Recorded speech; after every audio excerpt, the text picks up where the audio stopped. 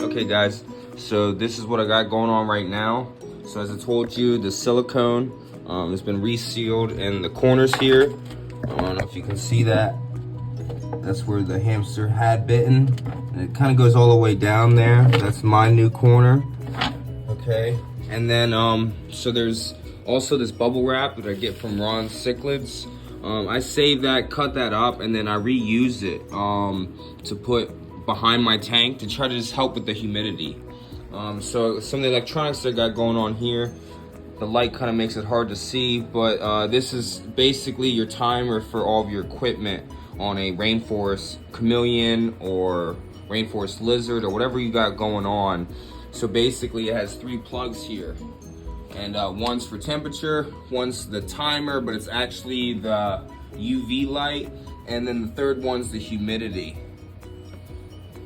And so I've gotten all those hooked up, as you guys can see here. There's a spray nozzle in the corner, and it's actually fastened all the way across. And then there's the other spray nozzle. These are the two. This one's a temperature gauge, and the other one's a humidity gauge. And they just kind of sit here. And so what my plans are, I got a lot going on, and I've never done this before. I've never kept anything besides leopard geckos. But, so I bought 20 pound or 30 pounds worth of river rock this morning from Home Depot. And I got some jungle mix. I got some hydro balls here to fill up the extra space, because I'm gonna actually do a layer on the bottom here. And the layer is going to, with a mesh top and then soil. And so when these spray, they're actually gonna be coming from right here, going all the way up into this unit, back around, and all the way out the sides. So any water that doesn't get used by any plants that I add, or drunk, or evaporates, is gonna go actually into this section here. And so I wanted the rocks to be up front. I didn't want the hydro balls like you see in some tanks. Not that that's a big deal, but aesthetically, I wanted to really try on this one. So I'm gonna put them up front, and I'm gonna have the river, so you see these down here to fill in some of the spaces, so I don't have a lot of movement. And what this is gonna be emptied out. This is just to hold it down for placing. This is actually gonna be a tub for the crocodile skink to get its head under if it wanted to for a second. Depending on how big it is, I'm gonna add more rocks to bring the level up, but it's a gallon of water. I cut the bottom off and punctured a bunch of holes. I used mesh for windows to cover around it, and I built up a small wall here. And what else I've done is, this is where the water's gonna be coming in at. This is a mini Gatorade bottle that I cleaned out real good without using any soap or anything, and punctured holes in this. There's a big one there, and I'm just gonna place it in the corner here just to keep debris from getting into it. I've read online that after a little while, debris gets stuck to the sides, you don't have any spray, maybe you leave for a couple days. This room kind of changes temperatures quite frequently between night and day, so I thought that this may alleviate some of my problems. I've also made a, with the rest of the silicone I had, because I accidentally punctured the back out of it, this is just 2 pieces of rock and a old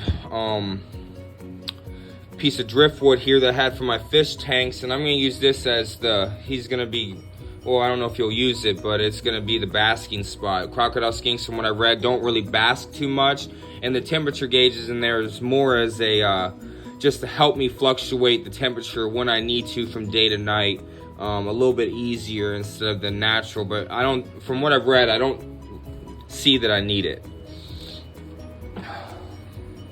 But now I'm cutting these bags open and putting this stuff around the back there. I'm trying to keep some of these black rocks near the top, and then there's bowls, so I have some for the top of the tank. Dump them out here.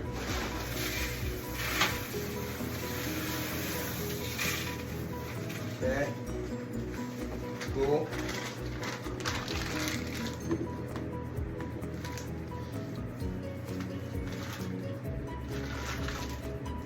All right.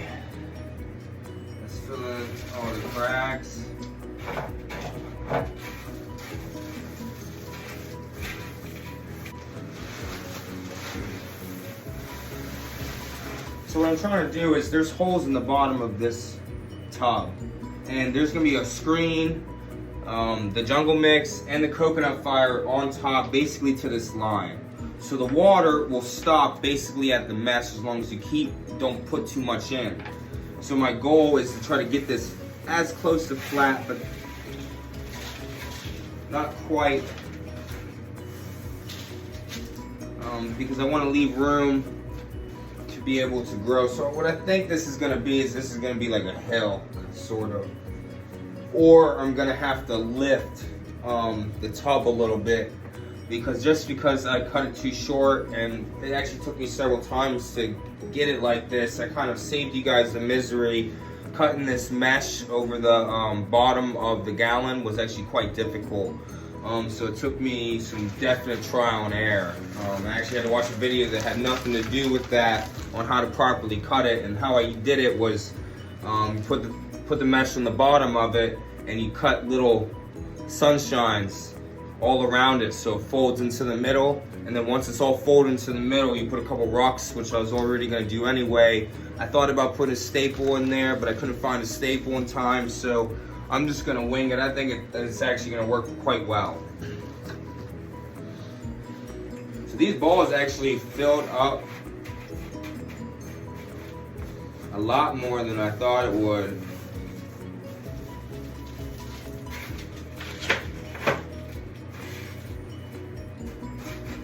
Okay. And so now what I'm gonna do is I'm gonna add water so I can kind of see the flow of everything. Oh.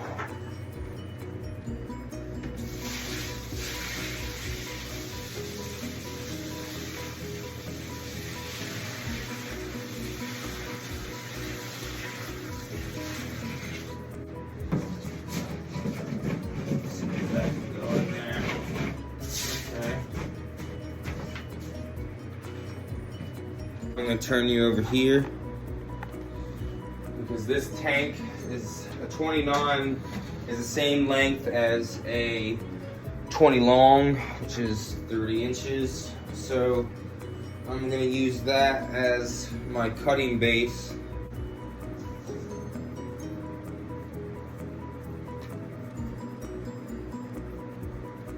As a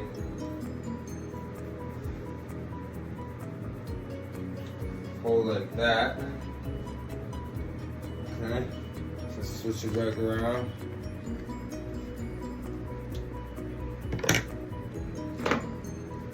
Let's see. That works. So normally I got on the first try. This one.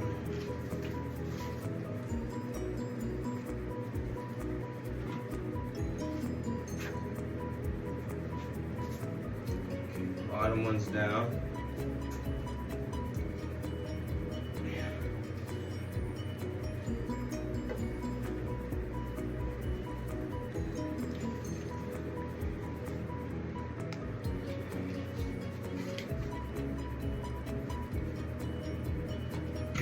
Let's get a review for you guys.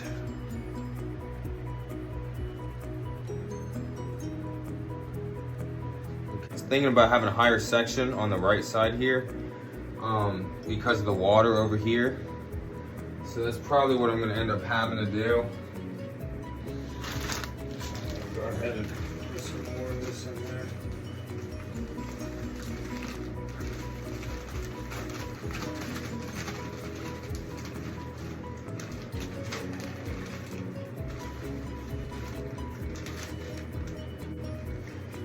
Got mostly roots here, and this is a type of pothos, but a planted type. It took me another half hour or so from this point to get everything sorted out. It took quite some time to get this thing planted and centered, as well as the water line, cleaning the glass, flattening everything out, and there was a bunch of little particles from the coconut fiber that I had to clean up. Overall, this was a very enjoyable process and very inexpensive. Between $200 in supplies and $150 for the animal, I think the end result speaks for itself. I really appreciate you all viewing, and thanks for tuning in, and I'll see you next time.